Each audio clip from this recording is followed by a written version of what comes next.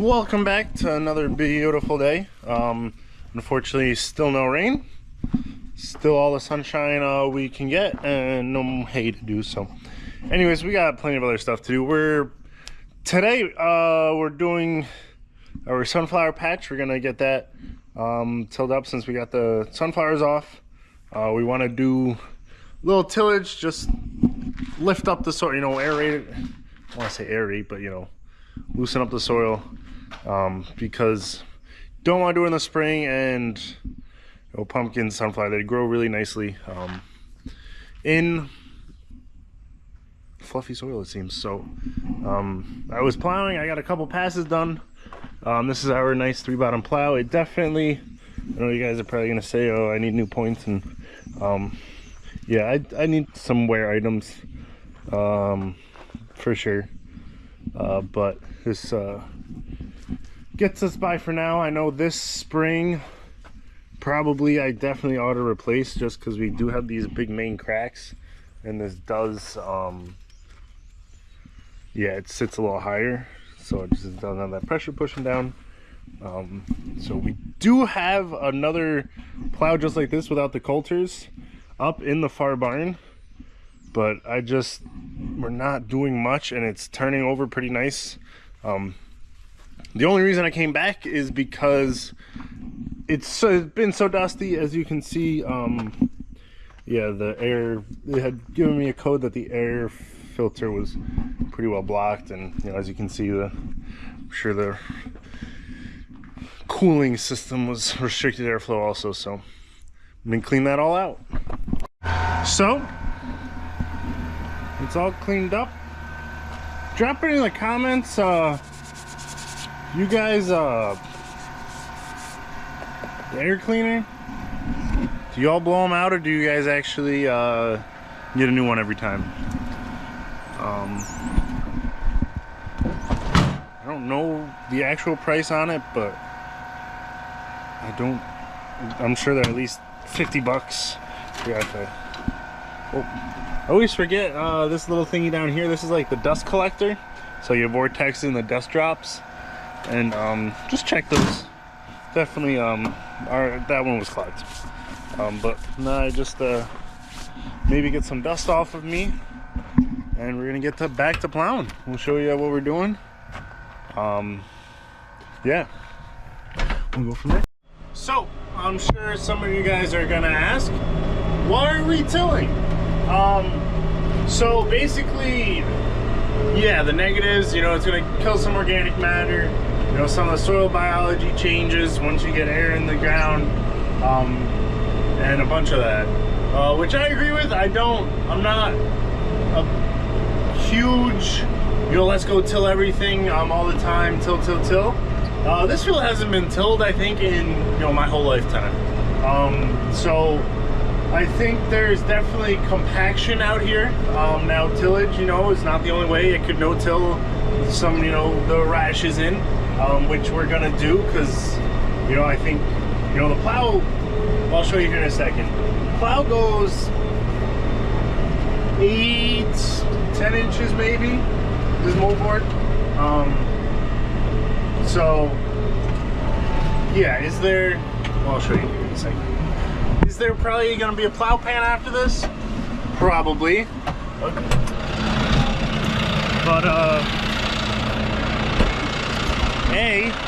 we have all this residue. Try and get it covered. So here you can see, the plow, how deep it gets. Probably 10 inches, maybe a foot, but you can see, flip it over, clean, not clean soil, but it's just breaking up the ground. And this is all fluffy now. I say fluffy, it's all, it's loosened, it's not been ran over with the tractor 4 times a year like we normally did. We did come out here and spray this for thistle. You're gonna see the thistle pods. We try to stay ahead of them, try to keep them mowed, but yeah, there are some rocks. You know, this is a rocky-ish field, nothing super large.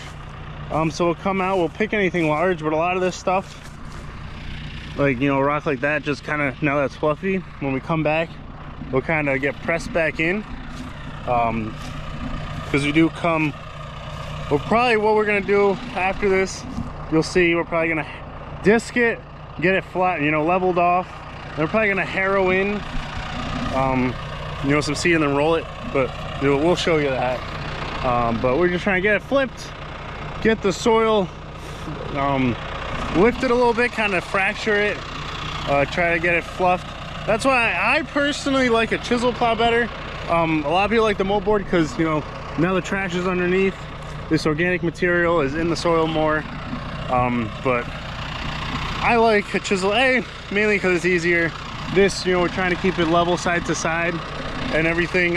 Chisel plow, you know, it just kind of sits in the ground, and then it's the vertical shanks that just kind of lift up, you know, the soil, fracture it that way, and, you know, kind of flip it, you know, mix it a little more, versus this is flipping it.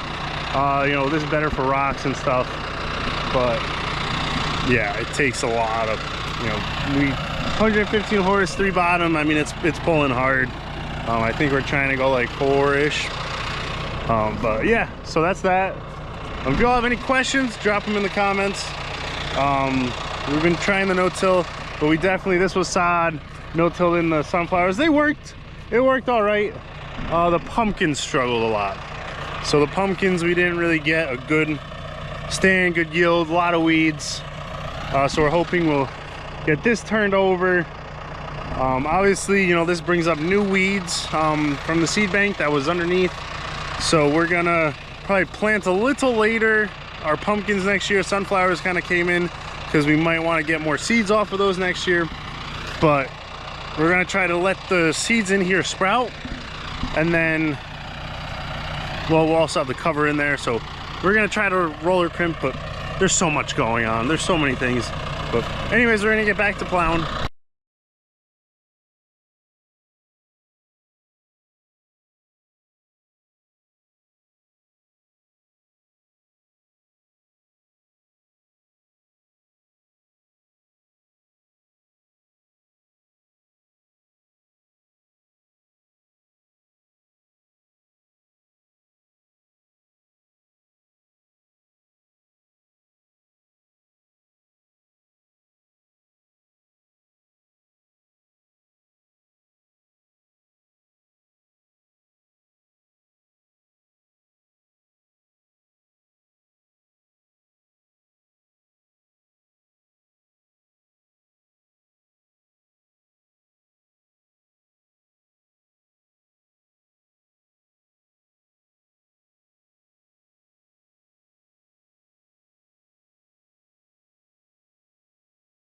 So, I was straight to begin with, I swear. I used AB line, I set a straight line, so it was straight, but it just does walk. We have like a sandy, more sandy-ish vein that kind of runs on this end, and then like on the top of the little mound, and then, but, you know, so it does pull a little different in there. Gets me a little wonky, but it's not too much. It shouldn't, you know, get exacerbated, I guess, even though it kind of has a little bit. But yeah, so that's gonna keep plowing away here. Hopefully we I'll definitely knock on wood, paper's wood, that will get it done. But as y'all saw, that first one does flex a little more, so that it still is getting in there, but you know, it doesn't seem like we're getting to that V horizon too much flipped up, but a little bit. So get it good and fluffy, and we'll get so we're gonna get a cover crop. What our idea is to get a rye, white clover, and tillage radish mix in here. So what I'm hoping, I guess, is next spring, you know, we won't have a humongous weed pressure. Obviously now I'm tilling all the weeds in, bringing up those new seeds. I'm probably gonna regret this, but I think we're gonna try to get that mix in, and then next spring we're gonna roller crimp the rye down. The tillage radish might die out over winter unless we have another soft winter. Otherwise, I'm just gonna leave it. And the white clover, it stays short, so that so as I was saying before our battery died, we're gonna have that mix in here to hopefully make a mat with the rye for weed prevention, and then hopefully, sorry, I was in the right gear. Hopefully we get the clover, stays alive and grows through it, but since it being a white clover, hopefully it will stay shorter, and then the sunflowers will come up through that, and then the tillage radish I'm hoping to be able to break through the plow pane, get some, you know, nutrition down below. Oh, I think we're getting a little rocky over here. But anyways, yeah, we're almost set. Probably like 2 more acres to go, so probably 2, so halfway there. But yeah, that's our goal. Well, I broke it. Alright, a bolt shearing, and this plow ain't holding straight without that one, and I got the piece, but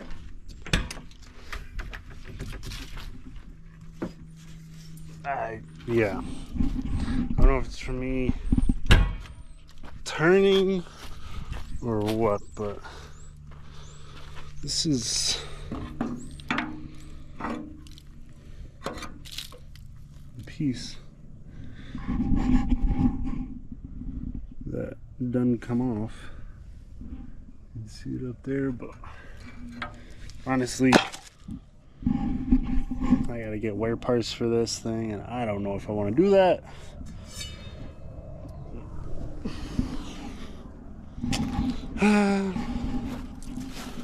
We just don't use it enough to really, you know, put a good set of wear points on it, and I kind of want to get a chisel plow anyway, so, but we'll see. I got most of it plowed, mostly where all the pumpkins are gonna go, so that was kind of the main thing, just to get that stuff lightened up for the pumpkins. But who knows, we'll see if I'll get that set. We'll go take a look at our other plow if we got what we need on that one. So we have this plow, you know, the same thing, same everything, and it's got, I don't know that back, it's got the pieces on it, and I mean, I could rob a spring off of it, but I'm just like, I don't know. Well, I'm gonna do a little research, see how much if I just got new pieces I'm ordered in versus putting those older rusty, probably gonna be a pain to get off on. You know, if it's a couple $100, I'll probably just go with the new ones. If it's, you know, gets over that 1,000 mark, I might come steal these ones, but this is a pain. I'll probably do that spring. I'll probably steal that one off of this, but I don't know. What would you guys do? I know there's the very different mentalities, but I don't know. I might just go disc what I did and disc up the other stuff good, and yeah, plant it and call it good till next year. So after consulting with the consultant, I'm just gonna disc it. The consultant being her, right? Yep. You know, and then I don't know, broadcast out some good old seed. Hopefully it's not too dry, and yeah, roll it in. Maybe. What do you think? Disc it up good, and well, this is an experiment to see plowing versus just discing, even though the disc isn't the best. I do have a full set of new blades. Is that what they're called? Disc? for the front end of it, so they're actually cutaways. But yeah, plow shot. I think I'm gonna get new parts because they're like 50 bucks a piece. For the different wear parts, probably be like 200 bucks to just get new ones versus the headache of stripping them off the other plow. Or just getting a new plow. Well, that's like 2,500 bucks, which isn't bad because nobody uses plows anymore. But I don't know. Maybe we'll just get a chisel plow. So, anyways, yeah, I'm gonna get to disking. So we're out here. I'm disking what we plowed, you know, just to level out the ends especially. But you can see here, and then, you know, ends kind of a little tricky, but the main, you see how nice and smooth, you know, there's a little bit of ridging there. You know, that was obviously after I plowed all of this. I worked this way. Working up really nice.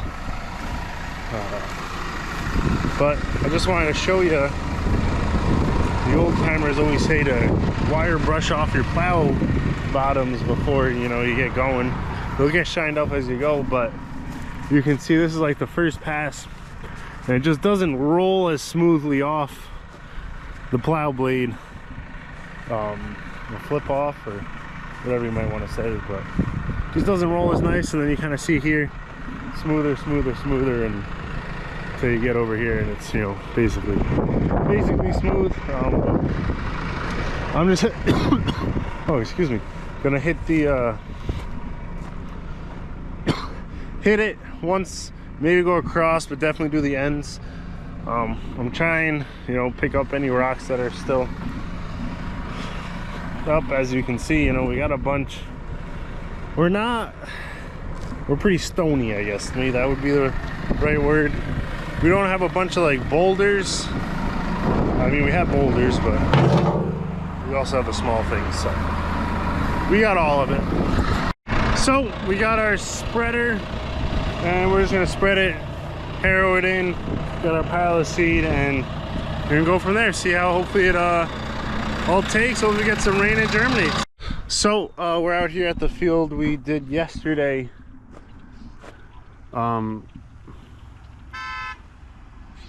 There goes Hannah. Yeah, the red-winged blackbirds. I hope they're like getting worms, but like not getting worms, because I like worms because they're good for the soil. And I just hope they're not eating all my seeds. You know, we put out rye, clover, tillage radish, which I'm sure are all lovely seeds for them. But what we did, we plowed this area, then the plow broke, so then we just disced over the other areas a couple times.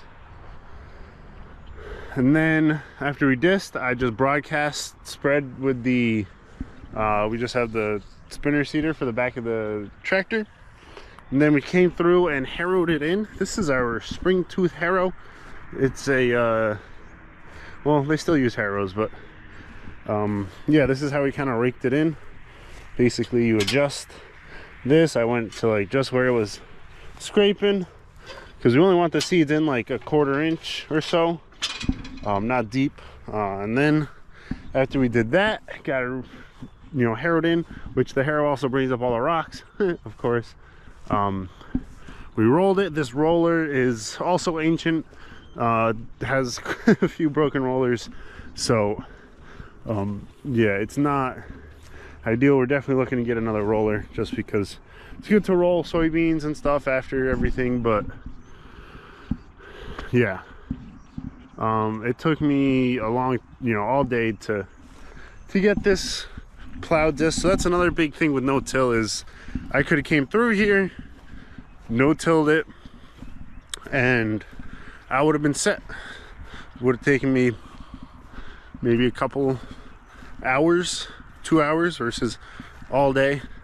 And the fuel, I think we ran just about the 115, almost 50 gallons of fuel for not even the full 5 acres. But yeah, so we'll see. Our video, I've already explained why we kind of did it, but makes you rethink it almost. No-till kind of sounds good. Maybe we'll just sell all our tillage equipment. I don't know if that would pay for a 1/4 of the no-till drill, but they get pretty pricey, especially around here. We had, you all saw that Esh It's a 12-foot no-till drill that has a transport mode. So yeah, around here that's almost needed. In a lot of places it's like 15 foot is still a standard, you know, full pull.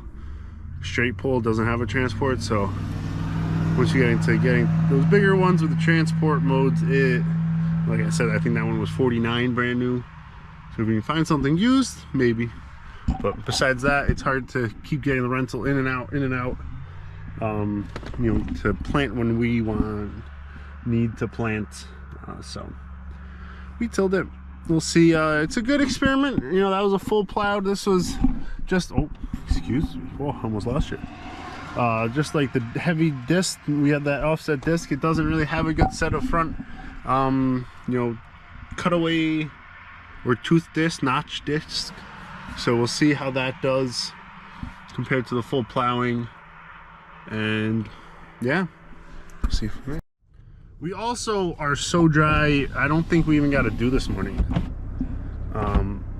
Yeah, I was still walking across dust over there. The grass isn't even wet. Which, you know, I'm sure a lot of you guys are used to it, but it's definitely not used to it here. So